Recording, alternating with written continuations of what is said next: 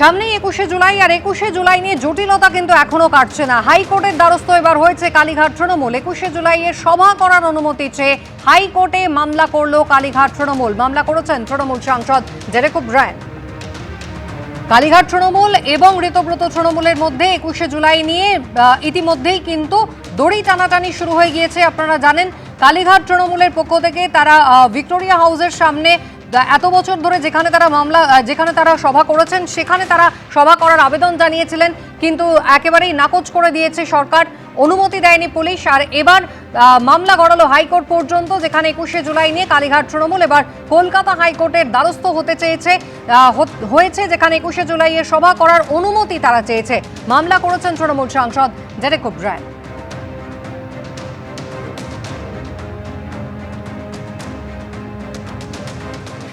আপনারা জানেন, এর আগে তৃণমূল কংগ্রেসের এইচডিএফসি ব্যাংকে 3টে অ্যাকাউন্ট ফ্রিজ করেছিল বিধাননগর সাইবার পুলিশ, আর এবার তৃণমূল কংগ্রেসের আরও অ্যাকাউন্ট ফ্রিজ করলো বিধাননগর সাইবার পুলিশ। কথা বলবো আমাদের প্রতিনিধি ময়ূক ঠাকুর চক্রবর্তীর সঙ্গে। ময়ূক, কোন অভিযোগের প্রেক্ষিতে কতগুলো আরও তৃণমূল কংগ্রেসের অ্যাকাউন্ট ফ্রিজ করলো বিধাননগর পুলিশ?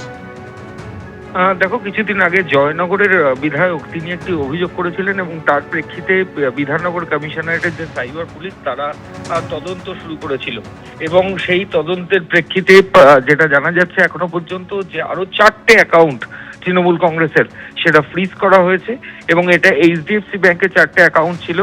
এর আগেও কমিশনারেটের সাইবার ক্রাইম উইং তারা এর আগেও বেশ কয়েকটা অ্যাকাউন্ট ফ্রিজ করেছিল, এবং তারপর আরো 4টে অ্যাকাউন্ট সেগুলো ফ্রিজ করা হলো। যেটা পুলিশ সূত্রে খবর পাওয়া যাচ্ছে যে এই অভিযোগ পাওয়ার পরই বিধাননগর সাইবার পুলিশ তারা এই অভিযোগকারীদের যেমন স্টেটমেন্ট রেকর্ড করেছিল, তেমনই যে বেসরকারি ব্যাংকে অ্যাকাউন্ট ছিল সেখান থেকে লেনদেন সংক্রান্ত যে সমস্ত তথ্য সেটাও পুলিশ আধিকারিকরা নিয়েছিল। এর পরবর্তী ক্ষেত্রেই যেটা জানা যাচ্ছে যে আরো 4খানা অ্যাকাউন্ট যেটা তৃণমূল কংগ্রেসের এইচডিএফসি ব্যাংকে ছিল, সেই 4টে অ্যাকাউন্ট তদন্তের স্বার্থে কিন্তু বিধাননগর সাইবার ক্রাইম তারা ফ্রিজ করে দিয়েছে, এবং ইতিমধ্যে লেনদেন সংক্রান্ত তথ্য তাদের কাছে চলে এসেছে।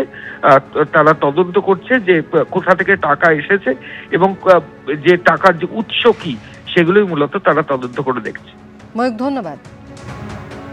অর্থাৎ আগে 3টে অ্যাকাউন্ট ফ্রিজ করেছিল বিধাননগর সাইবার পুলিশ, আর এবার আরও 4টে অ্যাকাউন্ট তারা ফ্রিজ করে দিয়েছে।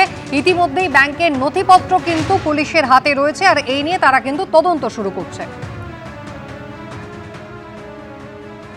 তৃণমূল কংগ্রেসের এই ব্যাংক অ্যাকাউন্ট নিয়ে এবার আদালতের দ্বারস্থ হলো খোদ বেসরকারি ব্যাংক। 3টে অ্যাকাউন্ট নিয়ে আদালত ইতিমধ্যেই নির্দেশ দিয়েছে। সেই 3টে অ্যাকাউন্ট নিয়ে নতুন করে ইডি নোটিশ দিয়েছে বলে জানিয়েছেন ব্যাংকের আইনজীবী। যাই হোক না কেন, আমি যা নির্দেশ দেওয়ার দিয়েছি মন্তব্য করেছেন বিচারপতি সৌগত ভট্টাচার্য। তৃণমূল কংগ্রেসের 3খানা ব্যাংক অ্যাকাউন্ট আপনাদের মনে থাকবে, এইচডিএফসি ব্যাংকের 3খানা ব্যাংক অ্যাকাউন্ট, যে 3টে bank account Bidhannagar cyber police fridge করে, সেই ব্যাংকের অ্যাকাউন্টে থাকা 440 কোটি টাকা তা ফ্রিজ করে ইডি। এবার এই বেসরকারি ব্যাংক 3টে অ্যাকাউন্ট নিয়ে তারা আদালতের দ্বারস্থ হয়েছে। এই 3টে অ্যাকাউন্ট নিয়ে নতুন করে ইডি নোটিশ দিয়েছে বলে ব্যাংকের আইনজীবী আদালতের দ্বারস্থ হয়ে জানিয়েছেন।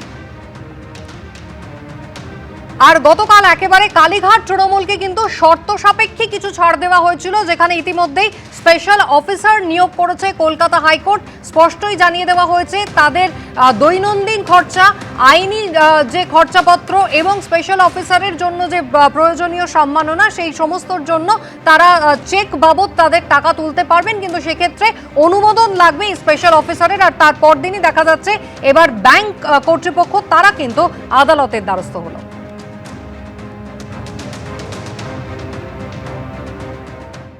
এবিপি আনন্দ, এগিয়ে থাকে, এগিয়ে রাখে।